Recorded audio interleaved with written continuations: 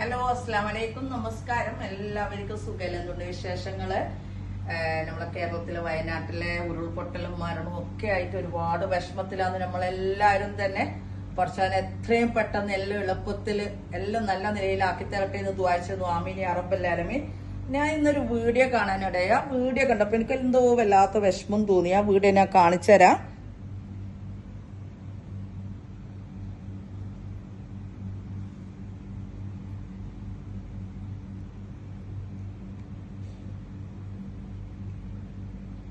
ഇതൊരു ചെറുപ്പക്കാരൻ മോനാണ്. എനിക്ക് ആരെന്ന് പോലും അറിയില്ല. ഞാൻ ഇന്ന് കണ്ട വീഡിയോ ആണിത്. ഷോപ്പിലുള്ള കംപ്ലീറ്റ് സാധനങ്ങൾ എടുത്ത് പാക്ക് ചെയ്യുന്നു, വയനാട്ടിലേക്ക് കൊണ്ടുപോകാൻ വേണ്ട. ഇത് ചെറുകിട വ്യവസായികളാണ് ഇവര്. സാധാരണക്കാരായ മോൻ. ഇതുപോലുള്ള ഒരുപാട് ചെറുകിട വ്യവസായം നമ്മളെ നാട്ടിലുണ്ട്. അപ്പോ ചെറുകിട വ്യവസായികൾ കുറച്ച് നാളുകളായിട്ട് തന്നെ വളരെ വിഷമത്തിലും സങ്കടത്തിലൊക്കെയാണ്. കാരണം എന്താ വെച്ചാല് ഇപ്പൊ ഒരുപാട് ഓൺലൈൻ ബിസിനസ് ഇറങ്ങിയിട്ടുണ്ട്. ഇപ്പൊ നമ്മളെ സഹോദരന്മാരൊക്കെ ഇപ്പൊ ചെയ്യുന്ന ഒരു കാര്യം എന്ന് പറഞ്ഞാൽ ഓൺലൈൻ ബിസിനസ്സിലേക്ക് കുത്തനെ അങ്ങോട്ടേക്ക് പോകുന്നു. അപ്പൊ എന്താ പറ്റുന്ന വെച്ചാൽ ഇവരെ പോലുള്ളവരെ അടുപ്പ് പുകയുന്നില്ല. സാധാരണക്കാരാണ്, നമ്മളെ പോലുള്ളവരെ പ്രതീക്ഷിച്ച് തുടങ്ങിയ ഷോപ്പാണ്. അപ്പോ ഇവര് ഒരുപാട് സങ്കടത്തിലും വിഷമങ്ങളിലാണ്. നമ്മൾ ഓൺലൈൻ ബിസിനസ് ചെയ്യുമ്പോൾ ഇവർക്കൊന്നും അതിന്റെ റെന്റ് പോലും കൊടുക്കാൻ പറ്റാത്ത അവസ്ഥയിൽ സാധനങ്ങളും വെച്ച് ജനങ്ങളെ കാത്തു കെട്ടിയിരിക്കുന്നത്. അവർ വല്ലാത്ത വിഷമം തോന്നുന്ന ഒരു കാഴ്ചയായിപ്പോയി.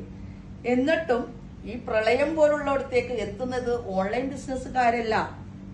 അന്നൊന്നും അടുപ്പ് പുകയിക്കുന്ന ആൾക്കാരാണ്. അതിൽ നിന്ന് സാധനങ്ങളെല്ലാം വാരിയിട്ട് മറ്റൊരില്ലാത്ത നാട്ടിലേക്ക് കൊണ്ടുപോയെന്ന് പാക്ക് ചെയ്തിട്ട് പോവുകയാണ്. അവിടെയാണ് ഇവരെ മഹത്വം മനസ്സിലാക്കേണ്ടത്.